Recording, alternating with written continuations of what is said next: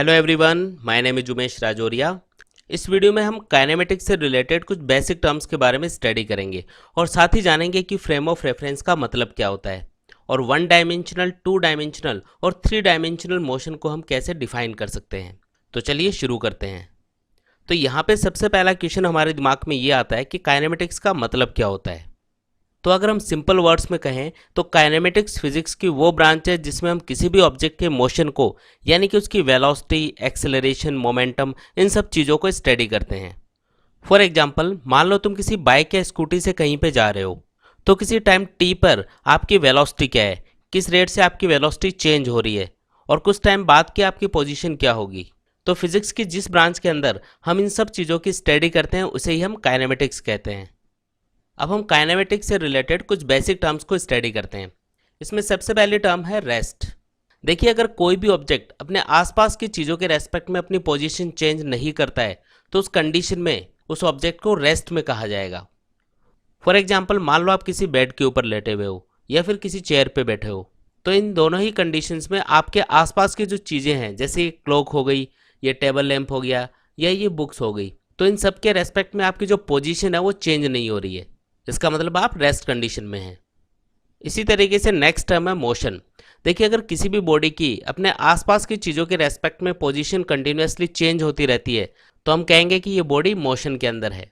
For example, यहाँ पे ये जो बॉल है ये इस इंक्लाइन सरफेस के ऊपर फिसलती हुई नीचे आ रही है, तो इस इंक्लाइन सरफेस के रेस्पेक्ट में इसकी पोजीशन कंटिन्यूसली चेंज हो रही है, तो हम कहेंगे कि जो बॉल है वो इस इंक्लाइन सरफेस के रेस्पेक्ट में मूव कर रही है या मोशन के अंदर है।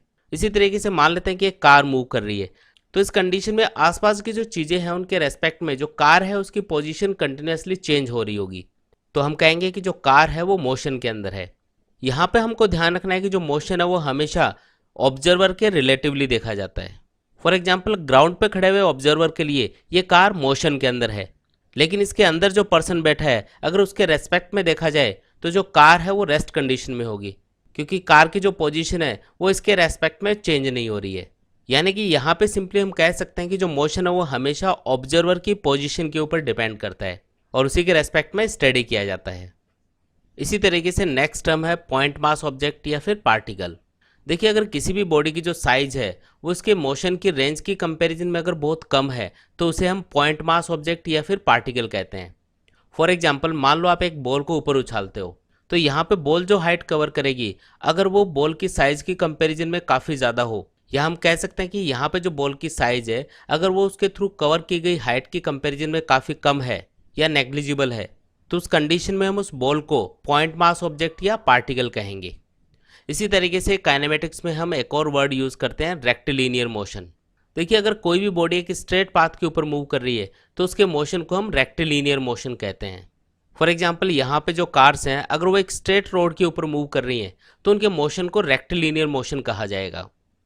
तो गाइज, अब हम बात करते हैं कि ये फ्रेम ऑफ रेफरेंस क्या होता है। तो देखो, फ्रेम ऑफ रेफरेंस एक तरह से वो पर्सपेक्टिव है या देखने का नज़रिया है जिससे हमें पता चलता है कि कोई भी ऑब्जेक्ट मूव कर रहा है या नहीं कर रहा है। फॉर एग्जाम्पल, मान लो कि एक ट्रेन अर्थ के ऊपर मूव कर रही है, तो यहाँ पर अगर हम अर्थ को फ्रेम ऑफ रेफरेंस मान लें तो हम इस ट्रेन के मोशन को यानी कि इसकी स्पीड, ये कितना डिस्टेंस कवर करेगी, इन सब चीज़ों को आसानी से कैलकुलेट कर सकते हैं। तो यहाँ पे इस ट्रेन के लिए जो फ्रेम ऑफ रेफरेंस है वो होगा अर्थ। लेकिन इस मूविंग ट्रेन के अंदर अगर कोई ऑब्जेक्ट मूव कर रहा हो तो हम उस कंडीशन में फ्रेम ऑफ रेफरेंस किसे मानेंगे। फॉर एग्जाम्पल, मान लो कि आप इस मूविंग ट्रेन के अंदर हो और आपके हाथ में एक बॉल है जिसे आप ऊपर उछालते हो, तो उस बॉल के मोशन को स्टडी करने के लिए हम फ्रेम ऑफ रेफरेंस किसे चूज़ करेंगे। तो यहाँ पे अगर हम इस ट्रेन को बॉल के लिए फ्रेम ऑफ रेफरेंस मान लेते हैं तो ये ज़्यादा कन्वीनियंट रहेगा और हम इस बॉल के मोशन को ईजिली स्टडी कर पाएंगे। तो इसका मतलब ये हुआ कि हम फ्रेम ऑफ रेफरेंस को अपनी कन्वीनियंस के अकॉर्डिंग चूज़ कर सकते हैं और अलग अलग कंडीशंस में इसे हम चेंज भी कर सकते हैं। अब नॉर्मल कंडीशंस में हम किसी भी ऑब्जेक्ट के मोशन को स्टडी करने के लिए हम फ्रेम ऑफ रेफरेंस किसे चूज़ करेंगे। तो यहाँ पे हम तीन म्यूचुअली परपेंडिकुलर एक्सिस का एक सिस्टम यूज़ करते हैं। इन एक्सिस को कहा जाता है एक्स एक्सिस, वाई एक्सिस और जेड एक्सिस। साथ ही इसमें एक ऑब्जर्वर कंसिडर किया जाता है जो कि इन तीनों एक्सिस के इंटरसेक्शन पॉइंट पे होता है, जिसके पास में एक क्लॉक होती है और उसकी हेल्प से वो किसी भी ऑब्जेक्ट की पोजीशन, डिस्प्लेसमेंट और एक्सेलरेशन को टाइम के साथ में कैलकुलेट कर पाता है। यहाँ पे इन तीनों म्यूचुअली परपेंडिकुलर एक्सिस का जो इंटरसेक्शन पॉइंट है उसे हम ओरिजिन कहते हैं और इसे ही हम ऑब्जर्वर की पोजीशन भी कह सकते हैं। यानी कि सिंपली हम यहाँ पे कह सकते हैं कि जो फ्रेम ऑफ रेफरेंस है वो तीन म्यूचुअली परपेंडिकुलर एक्सिस का एक कॉम्बिनेशन होता है, जिन्हें हम एक्स एक्सिस, वाई एक्सिस और जेड एक्सिस कहते हैं। इन तीनों एक्सिस का जो इंटरसेक्शन पॉइंट है उसे हम ओरिजिन कहते हैं। इसी ओरिजिन के ऊपर ऑब्जर्वर की पोजीशन कंसिडर की जाती है। साथ ही ऑब्जर्वर के पास में एक क्लॉक होती है जिसकी हेल्प से वो किसी भी ऑब्जेक्ट के मोशन को, यानी कि उसकी वेलोसिटी, एक्सेलरेशन और उसकी पोजीशन को डिफाइन कर सकता है। काइनेमेटिक्स में हम किसी भी ऑब्जेक्ट के मोशन को तीन कैटेगरीज में डिवाइड कर सकते हैं। उसमें से पहला है वन डायमेंशनल मोशन, सेकंड होगा टू डायमेंशनल मोशन और थर्ड है थ्री डायमेंशनल मोशन। तो सबसे पहले हम बात करते हैं कि वन डायमेंशनल मोशन का मतलब क्या होता है। मान लेते हैं कि एक कार है जो कि एक स्ट्रेट रोड के ऊपर मूव कर रही है, या फिर आपके हाथ में एक बॉल है जिसे आप सीधा ऊपर की ओर उछालते हो। तो इन दोनों ही कंडीशंस में जो ऑब्जेक्ट्स हैं वो एक स्ट्रेट पाथ के ऊपर मूव कर रहे हैं। तो इस टाइप का जो मोशन होता है उसे हम वन डायमेंशनल मोशन कहते हैं। फॉर एग्जाम्पल मान लेते हैं कि एक ऑब्जेक्ट है जो कि एक्स एक्सिस के अलोंग मूव कर रहा है। तो यहाँ पे इस पार्टिकल का सिर्फ एक्स कोऑर्डिनेट कंटिन्यूसली चेंज होगा, इसका जो वाई और जेड कोऑर्डिनेट है वो जीरो रहेगा। तो इस कंडीशन में इस पार्टिकल का जो मोशन है उसे वन डायमेंशनल मोशन कहा जाएगा। यानी कि सिंपली हम कह सकते हैं कि किसी भी ऑब्जेक्ट के मोशन के दौरान अगर एक्स, वाई और जेड कोऑर्डिनेट में से उसका सिर्फ एक ही कोऑर्डिनेट चेंज होता है तो उसे हम वन डायमेंशनल मोशन कहेंगे। अब हम बात करते हैं कि टू डायमेंशनल मोशन का मतलब क्या होता है। तो यहाँ पे मान लो कि एक कीड़ा है जो कि एक फ्लोर के ऊपर मूव कर रहा है, या फिर एक कार है जो कि एक सर्कुलर टर्न के ऊपर मूव कर रही है। तो इन दोनों ही कंडीशंस में हम देख सकते हैं कि जो ऑब्जेक्ट्स हैं वो एक प्लेन के ऊपर मूव कर रहे हैं।